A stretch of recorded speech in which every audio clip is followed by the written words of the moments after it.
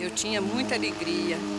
Aliás, nós todos, com a saída dele, sentimos muita falta, mas sabendo que era para o melhor, né? Era melhor para ele. Eu agradeço a oportunidade que vocês me deram. Agradeço por tudo. Ao Chico eu desejo de coração. Como? Se a senhora tivesse que mandar uma mensagem para o Chico, a senhora mandaria de improviso agora? Não, mandaria, Recadinho. só falando com ele, que eu amo muito. Eu já disse. Lucila concordou em falar, desde que sua imagem não fosse mostrada.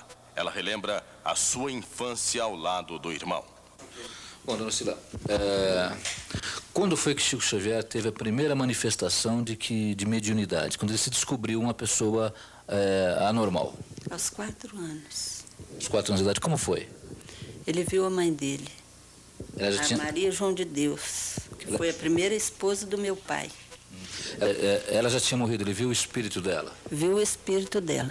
E como foi isso? Eu não me lembro, porque meu pai não era casado nessa época. Eu escuto ele contar que a mãe dele apareceu para ele e disse para ele que ia aparecer um anjo bom na família, que ele não ficasse triste, que ia aparecer uma pessoa para casar com meu pai, com o pai dele, né? E que ia tomar conta dele. Agora, claro, a senhora não tinha nascido na época, a senhora sabe... Porque meu pai não era casado na época, eu sei disso porque ele conta. Claro. Quer dizer, as coisas que você vai saber dessa época, provavelmente que ela ouviu falar, porque você não era nascido. Justamente. Mas a senhora sabe qual foi a reação que ele teve quando viu a mãe dele? Ele recebeu a coisa como um acontecimento normal, porque isso não é normal, é claro. Ou qual foi a reação dele, se a senhora sabe, quando ele percebeu que ele estava vendo a mãe dele em espectro? Isso eu não sei, não tenho certeza, mas tenho a impressão que ele achou estranho. Deve ter ficado com medo. De ter visto a mãe dele. Se a mãe dele já tinha partido e ele viu a mãe dele. E depois das outras vezes ele já encarou isso com naturalidade? Com naturalidade, isso mesmo. E ele percebeu que ele tinha hoje ele exerce uma função muito importante, todos nós sabemos. Ele decidiu por ele mesmo exercer essa função, passar a ser o Chico Xavier que é hoje, ou esse espectro da mãe deve ter dado alguma orientação para ele? Não, creio que não. Eu acho que as circunstâncias da vida ensinou a gente a viver desta maneira, como o Chico vive hoje. Ele deve ter ido, então, naturalmente, né? Foi, naturalmente. E quem que é Emmanuel para Chico? É o espírito protetor dele. Ainda em Pedro Leopoldo, muita gente continua mantendo correspondência com Chico Xavier. Entre todos, Sr. Osvaldo, que conseguiu a aposentadoria de Chico e que é seu grande amigo há muito tempo. A fotografia a única fotografia que o senhor tem dele acompanhando o enterro, o que é? Explica essa fotografia para nós, por favor. Foi em 1945, no enterro da minha tia-avó, que o Chico desceu de uma condução própria da Fazenda Modelo, chamava Charretão, e acompanhou parte do enterro, onde um amigo nosso tirou uma fotografia aparecendo o Chico. Eu guardo com muito carinho essa fotografia. Quanto a essa gravação, o que é essa gravação que o senhor tem? Essa gravação foi feita em 1967, na casa do André, irmão do Chico, quando ele morava aqui em Pedro Leopoldo.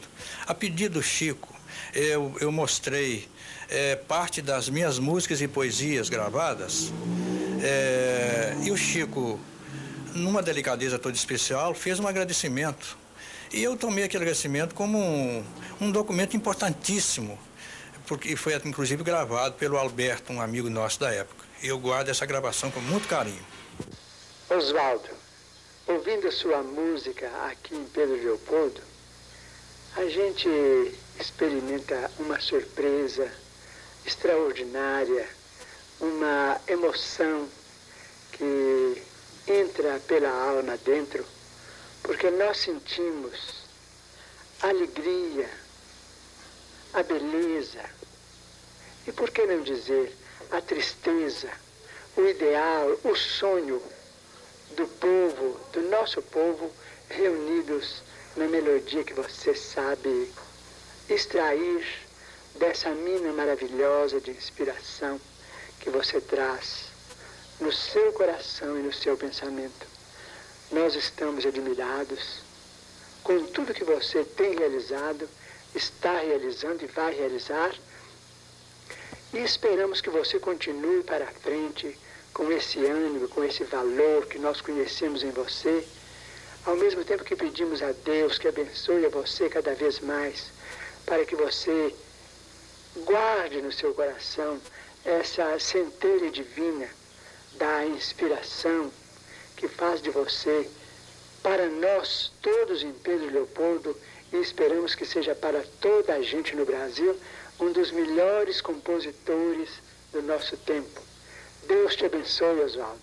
Nós estamos felizes de ouvir você e queremos também registrar o nosso contentamento de ouvir o nosso Celino nessa melodia bonita e maravilhosa do Dia das Mães que você soube compor com tanta mestria. Deus abençoe o nosso Celino, abençoe a você e a esses corações amigos que estão cooperando com você, seja na letra de algumas de suas músicas tão bonitas, seja na parte cantada de suas melodias que são maravilhosas mesmo para nós todos.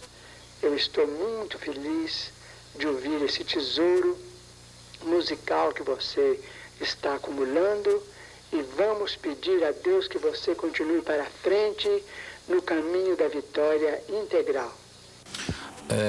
Esse álbum com as mensagens que o senhor tem dele, por que o senhor coleciona isso? Eu leio essas mensagens com muito interesse. Apesar de eu não me considerar espírita ou espiritualista, como queira dizer, mas eu acho muito profundo os ensinamentos do Chico. E deles tiro proveito. Essas mensagens o senhor acredita que sejam do além mesmo?